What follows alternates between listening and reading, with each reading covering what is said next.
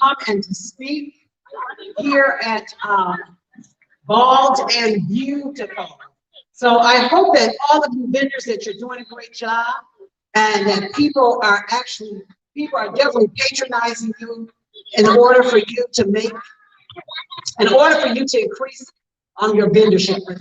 At any rate, I want to say that I do have a table over here, and I am an author of 3 books. One is Prayers for Success. The other is I Decided, and then Affirmations for Success. That's an ebook that if you purchase both Prayers for Success and I Decided, you get the ebook free. And my table is it's right here to the right of me. So I just want to say that it is just such a blessing and an honor just to be here on this afternoon and to be here with you. So I'm just going to put these books down right here. So I just want to say, when it comes to alopecia, and when it comes to that, sometimes you look at yourself and you say, well, what is happening to my hair? And I can remember when my hair started to come out. I just sort of like went with the flow. But in 1999, there was a reporter with the Washington Post. And the reporter with the Washington Post, she was doing an article. And the article was about bald women. There was a play that was playing at the arena stage, and she was doing a full-blown write-up in the Washington Post. Because at that time, most women, they weren't wearing their head bald. Matter of fact, at that time, that was one of the ways that I could actually identify myself, because I could tell people, just look for the bald head woman. But now that we're in 2021, more and more women are becoming comfortable with who they are and with the hair loss of baldness. Because I remember when she did that article, at that time, I didn't realize just how much that people were, how much it affected people and the hair loss. Because I didn't have a lot of emotional effects about my hair loss. I just accepted it, and in the process of accepting it, it was just who I am. But after that article, I began to get telephone calls, and people began to tell me about how all of the trauma they went through and how they were afraid to go outside without a wig on. After that article, people would come up to me in my church and other places, and it was almost like they were saying, I gotta tell you a secret. And so the secret was that underneath the wigs that they were wearing, that they had no hair. I had a woman who pulled me aside, and she said she was even too afraid to tell her husband that her hair was coming out. But what I came to realize is that in our society, we place so much importance on hair. And as women, we look at our hair and we know in the Bible it says that the hair is the woman's glory. But the way I look at it as, if it's your glory and you don't take care of it, could it really be your glory?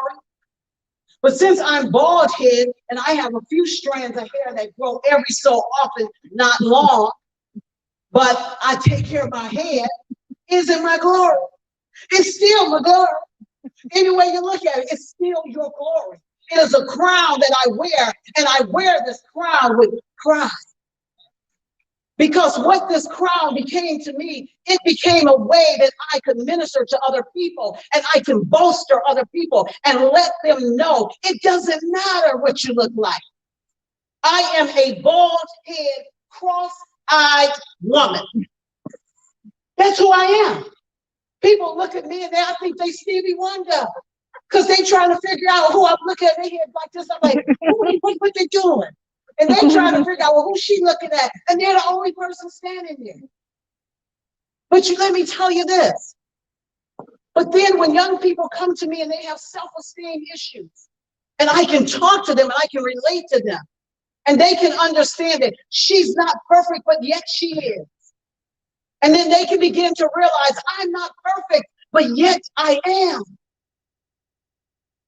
And I think all of us have to get to that place where you realize I'm not perfect, but yet I am. I may not have any hair, but I'm still perfect. I may be a little cross-eyed. Well, I'm a lot of cross-eyed. I may be a lot cross-eyed, but I'm still perfect. As I getting older, my waistline left me. I was walking down the street, and all of a sudden, it said, "Oh, here she is. Here come one of them women, middle age, jumped on my waist and wouldn't jump off, but I'm still perfect." And so I think when we begin to accept who we are, and then it allows us to accept others, we can celebrate the differences that makes us one. We can celebrate the differences that allows us to celebrate our sister and our brother. But this is what, see, alopecia, it wasn't a death call. It wasn't that I had to go hide away and I was going to go and put a wig on. And I wore wigs and I was so tired of wearing those wigs, I didn't know what to do because they were not me. This is who I am. With all my baldness, with all my cross-eyedness, with all of my middle-aged weightness. This is just who I am. And so at some point, each and every one of us, whether you're bald or not, whether you're a man or a woman, a boy or a child or girl, you come to the realization, this is what God gave me. And if this is what God gave me, I am going to be perfect in what God gave me, because he has fearfully and wonderfully created me to achieve great things. And it has nothing to do with who I am. It has nothing to do with an outer shell, a dust suit. Because all of us, we just pile of dirt walking around. My dirt may be a little darker than your dirt, but we just some dirt walking around. And so when you get things in perspective, when you begin to understand these types of things, and you begin to understand that is just who you are. God created you, and no one in this world is any better than you. Now, this may sound a little crude, but this is a philosophy that I like to live by, because it takes it to the most, I guess, carnal thing that you can. When it's all said and done, we all got to sit on that toilet. Every last one of us got to sit on that toilet. We all got to go. Like the little bear says, we all got to go. Shakes his little tushy. We all got to go. My goal may be more expensive than your goal. Oprah's goal may have cost $10,000, and mine may have cost $10, but we all got to go. And so when you begin to realize that we're all created equal, we're all created in the image of God. He fearfully and he wonderfully created each and every one of us. He put success in each and every one of us. He didn't say, Jacqui, you're going to be successful, but Carisha is not. He didn't say that. The only reason that we're not successful, the only reason that we don't become everything that God created us to be, it is because we make a decision not to become it. The decision is always on. Everything that we do, we make a decision. My book is called I Decided. I had to make a decision that I was going to move from just writing some resolutions and living those resolutions. If I had not made that decision, my books would not be written today. If I had not made that decision, but I made a conscious decision that no longer will I have a drawer full of resolutions every year. And the only thing I did with those resolutions was at 11:59 or before on December 31st, before New Year's rolled in, I was praying over those resolutions. But let me tell you, prayer without actionary faith, it's just some words that you're sending up into the heavens. But at some point, you have to put action. There has to be action with those words.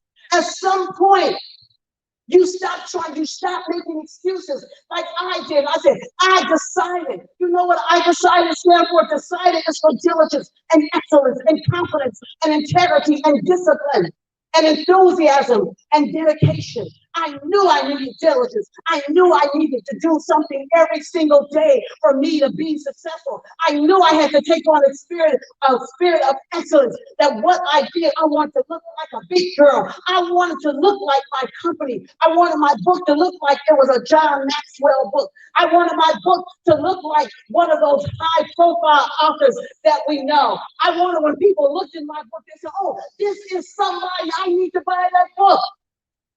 I needed some confidence and I needed some courage. People didn't even understand. My biggest fear was writing, but yet my family would always come to me to edit their work. But my biggest fear was writing. So I had to write my way out of fear. I had to write my way for the gift that God had given me every single day. And all of a sudden I went from saying, deliver me of fear, to I am fearless and I am free. And when I went to fearless and free, I go back and read it, and I'm like, who wrote this? Then I have to look in the mirror and say, you did. You know how they say, mirror, mirror on the wall, who's the fairest of them all? I had to say, pen, pen in my hand, who wrote these words? And the pen say, you did.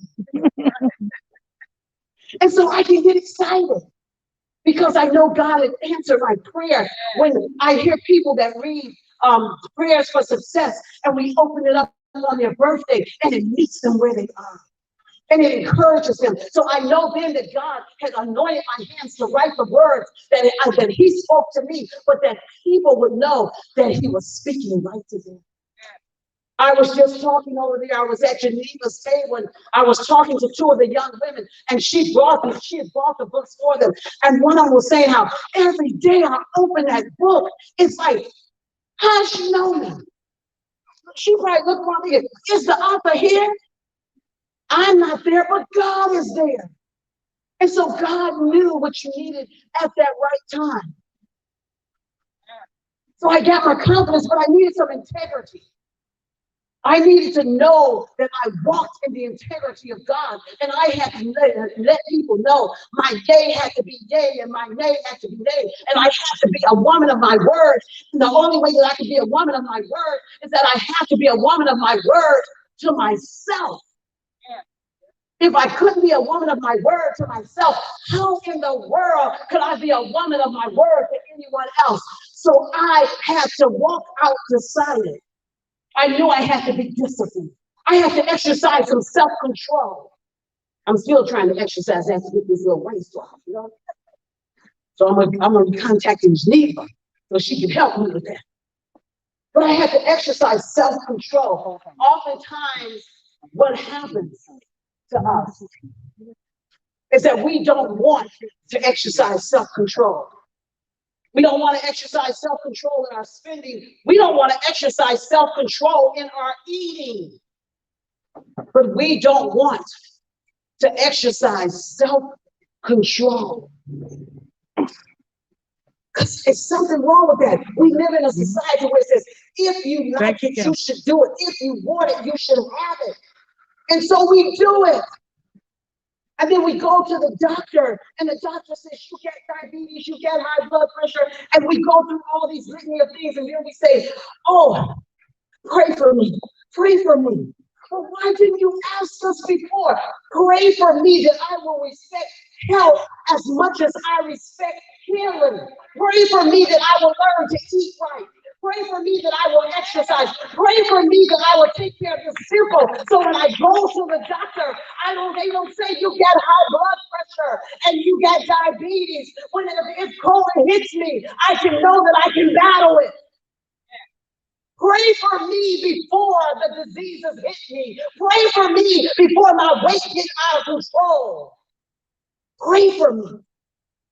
Pray for me that I can have this self-control, and then turn it around and do some selfless praying and say, God, be honest with God. Say, God, I've been out of control, but I need to get in control. I need to respect the health as much as I'm respecting healing. And then you got to be enthusiastic about it. You got to be excited. I don't care how small it is. The Word of God tells us, do not despise the days of small beginnings. Do you understand why? Because it's in the days of small beginnings. If you are an entrepreneur, that you're working on all of the problems. It's in the days of the small beginnings that you're able to make the mistakes, to perfect your business, to perfect your craft. It's in the days of small beginnings when some days you don't want to get up and exercise. It's in the days of small beginnings when you don't want to eat right. It's in those days of small beginnings. So you got to be enthusiastic. Because if you're not enthusiastic, you cannot have the passion. And then it's being dedicated. If you don't have enthusiasm, how in the world are you going to be dedicated to what God says? So you got to be enthusiastic. My shirt says LIL to LOL. Now, everybody know what LOL is, right?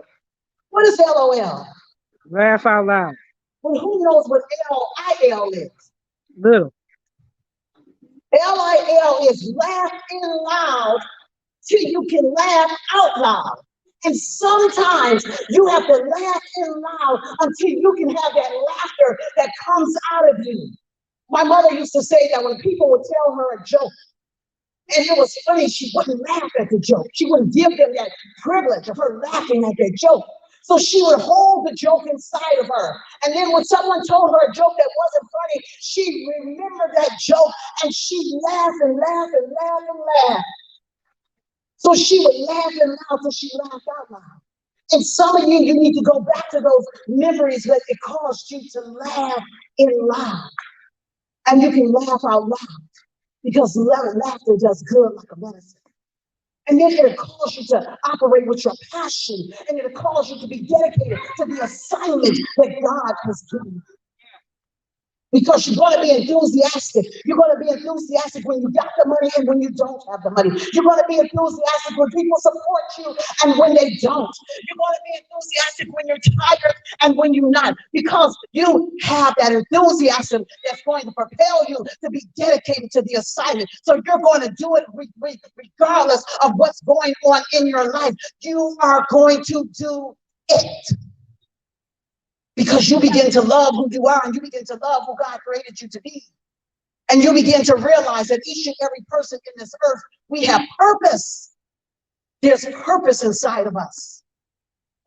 And so when God asked me to write a prayer every day, I was like, how in the world do you think I'm going to write a prayer every single day? And it was nonsensical to me. How many things have God told you to do that was absolutely nonsensical? It made no sense. But let me tell you, almost 3,000 prayers later, a book, getting ready to publish the second volume of Prayers for Success, selling my books all over the world. My books go all over the world every single day. You want to make sure that you become a subscriber with us. We have prayer cards up here. You have prayer requests. Write out your prayer card. Make sure we get your email address so we can pray for you and pray for your success. We want to ignite the world to achieve success every single day. And it begins, it's an inside outward commitment to you. Be you beautiful. Be beautiful. Beautiful. Each and every one of us. And sometimes you have to look in the mirror and say, I'm just beautiful. I had a friend, we had traveled together. She said, do you know every mirror you walk by, you look in? I said, do it.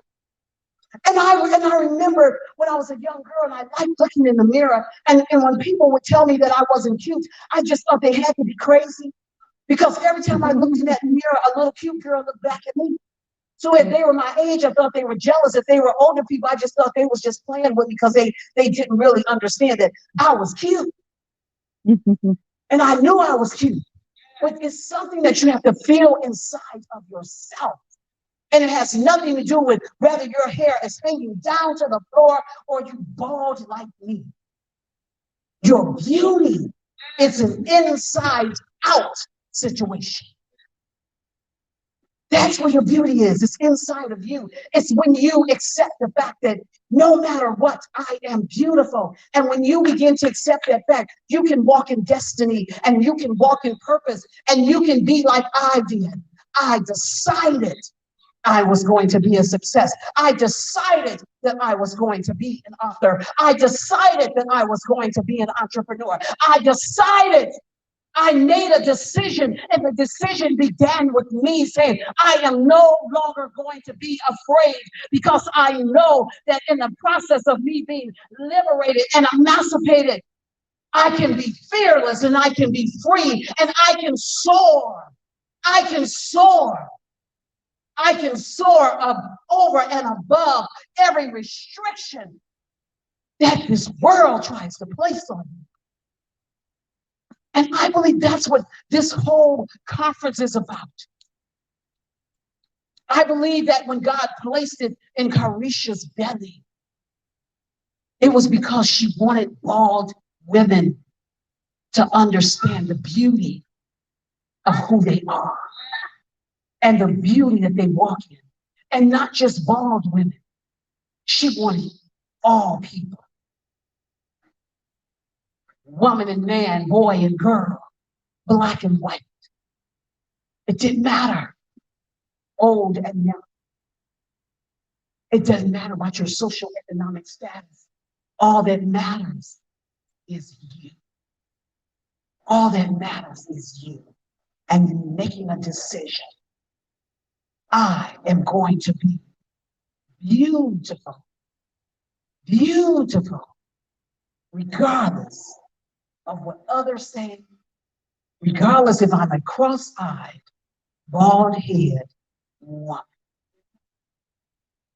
I hope you've enjoyed this on today. Hallelujah. I hope you've been inspired on today. Hallelujah. I'm so excited. I get so excited.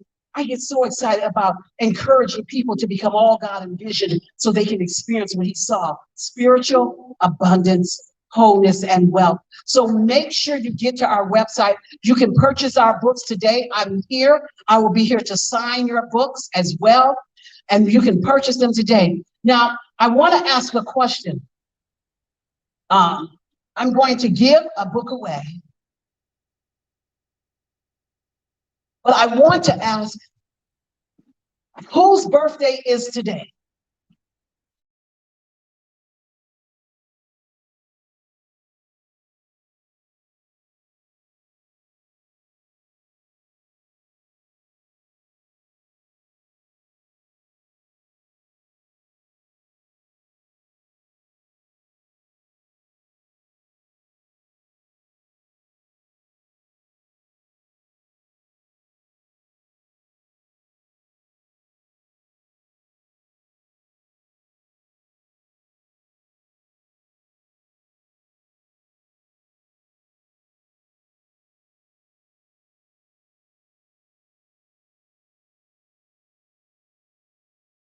To 27. The 4th is the closest? Yeah. Okay, so whose birthday is September 4th? Okay. Come get the book. 27 is 9 days.